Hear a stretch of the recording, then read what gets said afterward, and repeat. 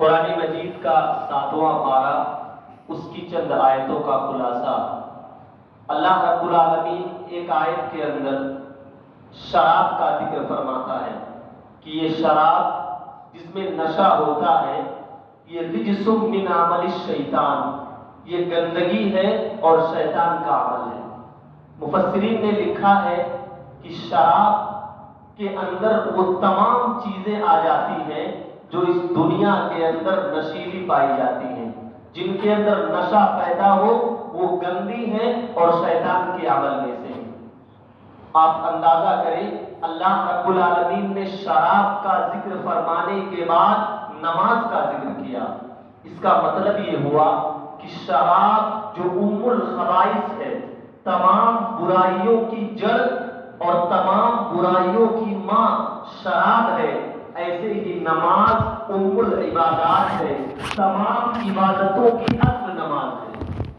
تمام برائیاں شراب کی جڑ سے پیدا ہوتی ہیں اور تمام نیکیاں نماز کے پیٹ سے پیدا ہوتی ہیں۔ شراب کے تعلق سے جناب محمد رسول اللہ صلی اللہ علیہ وسلم ایک روایت میں بیان فرماتے ہیں کہ شراب تمام برائیوں کی جڑ کیسے ہے۔ اللہ کے رسول نے کہا کہ بنی اسرائیل میں ایک بڑا عابد انسان تھا، بڑی عبادت کرنے والا، بڑی نیکیاں کرنے والا۔ ایک بدکار عورت کی نگاہ اس پر چلی گئی، عبادت گزار تھا۔ بدکار عورت نے کہا کہ میں اس سے گناہ کروا کے رہوں گی۔ ایک دن اپنے لونڈی کو بھیجا کہ جاؤ اس عبادت کرنے والے کو میرے گھر بلا لاؤ۔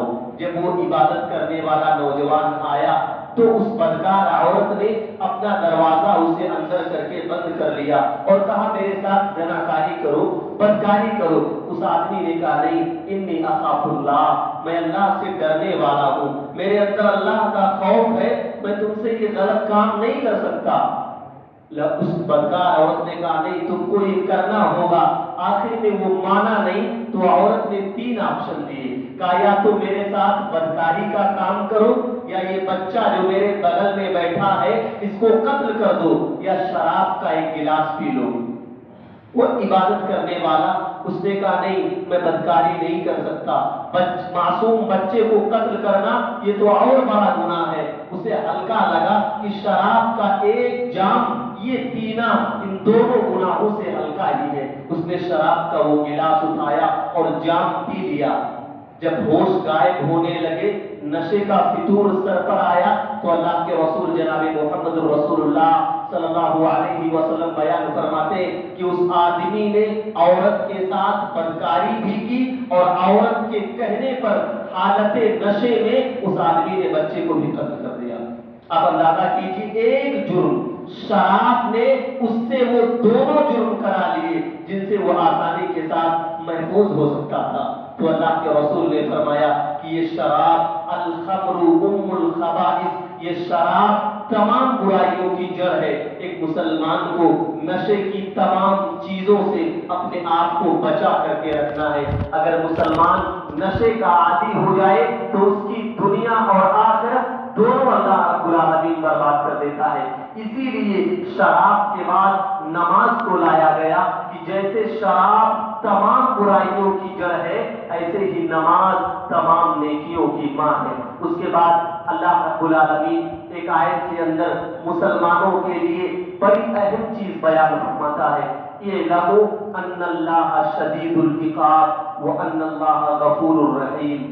اللہ نے کہا جان لو اللہ بڑی سخت سزائیں دینے والا ہے، جان لو اللہ کی سزا بڑی سخت ہوتی ہے، وَأَنَّ اللَّهَ غَفُورٌ الرحیم، اور اللہ گناہوں کو معاف کرنے والا اور رحم کرنے والا بھی ہے۔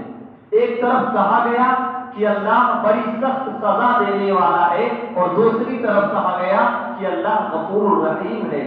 اس کا مطلب یہ ہے کہ ایک مسلمان کی زندگی انہی دونوں چیزوں کے درمیان میں ہونی چاہیے۔ کوئی مسلمان نیکیاں کرتے ہوئے غرور میں مبتلا نہ ہو جائے، کوئی مسلمان اچھے اعمال کرتے ہوئے گھمنڈ میں مبتلا نہ ہو جائے، بلکہ ہمیشہ ڈرتا رہے کہ پتہ نہیں میرے اعمال اس لائق ہے کہ نہیں کہ میں اللہ کے عذاب سے اپنے آپ کو بچا لوں۔ ہمیشہ اللہ کا ڈر، اللہ کا خوف ایک مسلمان کے دل میں رہنا چاہیے۔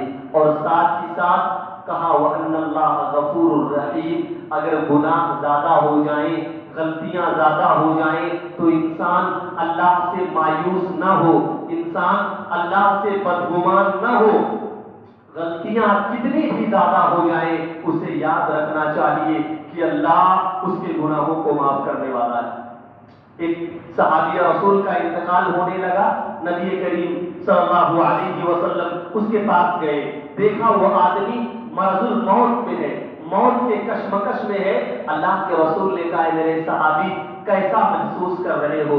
کہا یا رسول اللہ صلی اللہ علیہ وسلم جب گناہ یاد آتے ہیں تو ایسا لگتا ہے کہ مرنے کے بعد میں اللہ کے عذاب سے اپنے آپ کو نہیں بچا پاؤں گا، میں مروں گا اور مرنے کے بعد جس قبر میں جاؤں گا وہاں قبر میں جہنم کے عذاب میرا انتظار کر رہے ہیں۔ لیکن یا رسول اللہ صلی اللہ علیہ وسلم جب میں اللہ کی رحمت کو یاد کرتا ہوں نا، میں اللہ کے رحیم اور رحمان ہونے کو یاد کرتا ہوں تو میرے اندر احساس پیدا ہوتا ہے کہ اللہ میں اس لائق ہوں کہ اللہ مجھ پر رحم عطا کر دے۔ صحابی رسول کا یہ جملہ سن کر جناب محمد رسول اللہ صلی اللہ علیہ وسلم مسکرائے۔ صحابی کا انتقال ہو گیا، اللہ کے رسول نے کہا یہ میرا صحابی جو دو چیزیں اپنے دل میں رکھے ہوئے تھا اللہ نے دونوں پوری کر دی۔ اللہ کے عذاب سے بچنا چاہتا تھا، اللہ کے عذاب سے ڈر رہا تھا تو اللہ نے اسے عذاب سے محفوظ کر دیا۔ اپنے دل میں امید رکھے ہوئے تھا، اللہ کی رحمت کے سائے میں تھا تو اللہ نے رحم کر کے اس کا مقام جنت کے اندر بنا دیا۔ تو ایک مسلمان ہمیشہ اللہ سے ڈرے بھی، اللہ سے امید بھی رکھے۔ اور اللہ سے ڈرے کیسے؟ حضرت عمر فاروق رضی اللہ تعالیٰ عنہ جن کے بارے میں اللہ کے رسول نے کہا تھا کہ اگر آسمان کے ستاروں کو میزان کے ایک پلڑے پر رکھا جائے اور عمر فاروق کی نیکیاں میزان کے دوسرے پلڑے پر رکھی جائیں تو آسمان کے ستاروں سے زیادہ عمر فاروق کے پاس نیکیاں ہیں، اتنا نیک عمل کرنے والا۔ اور حضرت عمر فاروق رضی اللہ تعالیٰ عنہ رو کر کہتے ہیں کہ اے میرے صحابہ اللہ کی قسم اگر اللہ قیامت کے دن یہ آواز لگا دے کہ آج سارے لوگوں کو معاف کر کے اللہ جنت کے اندر داخل کر دے گا سوائے ایک آدمی کے، تو اللہ کی قسم میں عمر فاروق مجھے یقین ہونے لگے گا کہ وہ گنہگار میں ہی ہوں جسے جنت میں جانے سے اللہ نے روک دیا ہے۔ یہ جہنم کا خوف، یہ جہنم کا ڈر حضرت عمر فاروق رضی اللہ تعالیٰ عنہ کے دل میں تھا۔ ہم اور آپ ٹوٹی پھوٹی چند نیکیاں کرنے کے بعد اپنی نیکیوں کو انگلیوں پر گننے لگتے ہیں کہ ہماری یہ نیکیاں ہمیں اللہ کے عذاب سے بچانے والی ہیں۔ بڑے بڑے صحابہ حضرت ابو ہریرہ رضی اللہ تعالیٰ عنہ جن کی زندگی صرف قرآن و حدیث کے لیے گزر گئی، کبھی تجارت نہیں کیا، کبھی ایک روپیہ کمانے کے لیے مسجد سے باہر نہیں گئے، مسجد میں پڑے رہے، کوئی کھانا لے آیا تو کھا لیا، نہیں لایا تو 15 روز 20 روز بھوکے پیاسے گزارتے رہے۔ حالات اتنے خراب ہو جاتے کہ ابو ہریرہ مسجد نبوی کے باہر دھوپ میں اپنے پیٹ کے بل لیٹ کر کے اپنے پیٹ کو رگڑا کرتے تھے کہ اللہ میری بھوک اسی زمین پر رگڑنے سے مٹا دے۔ لوگوں کو خیال ہوتا کہ ابو ہریرہ کو مرگی کا دورہ پڑا ہے، لیکن نہیں، بھوک ہوتی تھی، اتنی قربانی اسلام کے لیے تھی، لیکن جب مرنے لگے تو اپنا سر دیوار میں لگا کر رو رہے ہیں۔ صحابہ نے کہا ابو ہریرہ تم کیوں رو رہے ہو؟ تمہاری زندگی تو اسلام کے لیے گزری ہے۔ حضرت ابو ہریرہ نے کہا اے میرے صحابہ جب میں قبر کو یاد کرتا ہوں، قیامت کو یاد کرتا ہوں، اللہ کے عذاب کو یاد کرتا ہوں تو مجھے لگتا ہے میرا سفر بڑا لمبا ہے، مرنے کے بعد جو سفر شروع ہوگا وہ بڑی اونچائی تک جانے والا ہے، کہیں میں اللہ کے عذاب میں نہ گرفتار ہو جاؤں۔ بڑے بڑے صحابہ اللہ سے ڈر رہے ہیں۔ اس آیت کے اندر وہی بیان کیا گیا، اے لوگوں جان لو اللہ بڑا شدید عذاب دینے والا ہے اور اللہ بڑا رحم کرنے والا ہے۔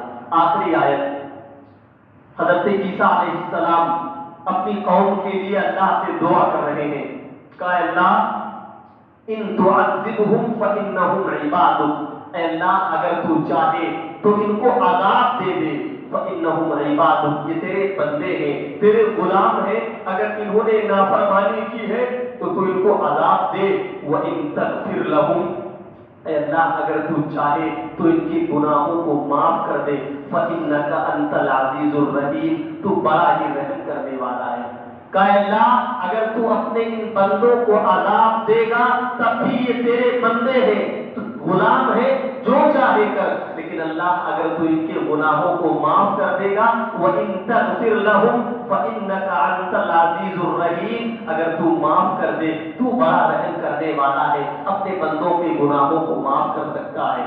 علامہ ابن القیم رحمہ اللہ اس آیت کے بارے میں لکھتے ہیں کہ اللہ کے نبی صلی اللہ علیہ وسلم اپنی امت کے لیے جب رات میں تہجد کی نماز کے لیے کھڑے ہوتے، ہم جانتے ہیں کہ ہمارے رسول جب تہجد پڑھتے تو اللہ کے رسول کے پیر سوج جایا کرتے تھے، اتنی لمبی رکعت۔ علامہ ابن القیم کہتے کہ اللہ کے رسول پوری رات کبھی کبھی تہجد کی نماز میں صرف ایک یہی آیت پڑھتے تھے، ان تستغفر لہم فإنہم عبادک، اللہ کے رسول نماز میں کھڑے ہوتے یہی آیت پڑھتے، اے اللہ اگر تو چاہے تو میری امت کے اپنے بندوں کو معاف کر دے، اور اگر تو چاہے تو ان کو عذاب دے، یہ تیرے بندے ہیں، تو بڑا رحم کرنے والا ہے۔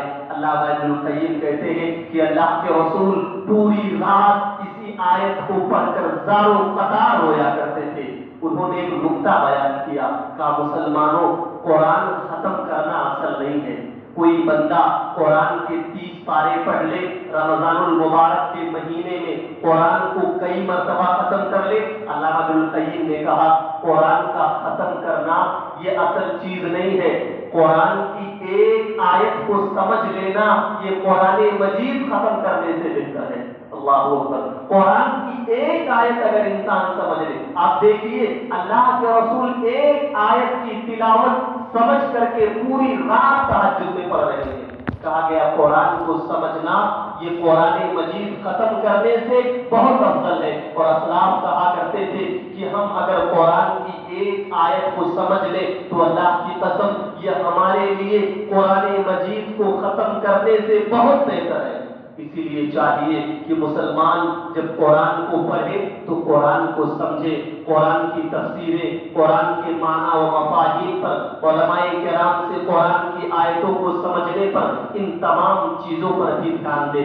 صرف قرآن کا ختم کرنا ثواب تو ہے، قرآن کے ختم کرنے پر اجر تو ہے، ایک ایک حرف پر 10 نیکیاں ہیں، لیکن اگر کوئی مسلمان قرآن کی ایک آیت کو سمجھتا ہے تو اسلاف کے نزدیک یہ پورے قرآن مجید ختم کرنے سے بہتر ہے، اتنا عظیم اجر بڑھ جاتا ہے قرآن کو سمجھ کر پڑھنے سے۔ انہی چند باتوں کے ساتھ اللہ رب العالمین سے دعا ہے کہ اللہ تعالی ہم تمام لوگوں کو قرآن مجید پڑھنے کی، قرآن سیکھنے کی اور قرآن پر عمل کرنے کی توفیق عطا فرمائے۔ اللہ ہم گنہگار ہیں، ہم خطا کار ہیں، تو بڑا رحیم و کریم ہے، تو اپنی رحمت کا سایہ ہم پر برقرار رکھ۔ اللہ رمضان المبارک کے لمحوں اور ساعتوں میں جو تیری رحمت برستی ہے، اللہ انہی رحمتوں کے وسیلے سے ہماری گردنوں کو جہنم سے آزاد کر دے۔ اللہ ہمیں جب تک زندہ رکھ، اسلام کی حالت کر، ہماری موت ہو تو ایمان اور توحید پر ہو۔ آمین۔